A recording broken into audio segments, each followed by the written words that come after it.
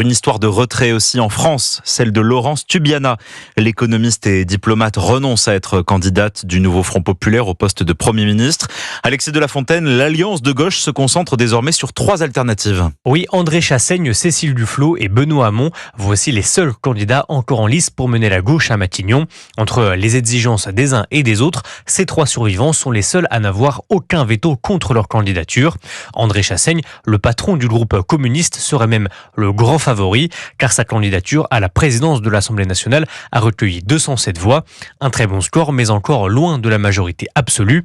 Alors ce matin sur Europe 1, Manuel Bompard, le chef des Insoumis, gagne du temps. Il faut prendre les choses étape par étape. La première étape, c'est dire que le président de la République doit se tourner vers le nouveau Front populaire pour nous demander de constituer un gouvernement. D'accord, aujourd'hui Emmanuel Macron vous appelle, vous lui dites quoi? Je lui dis que nous allons lui proposer un candidat Premier ministre. D'abord, j'attends qu'il m'appelle, si vous voulez bien. Oubliez donc le vote promis par le Parti socialiste avant demain soir.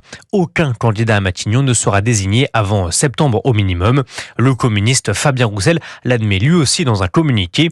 Nous sommes dans une impasse, alors je donne rendez-vous aux forces de gauche à la rentrée.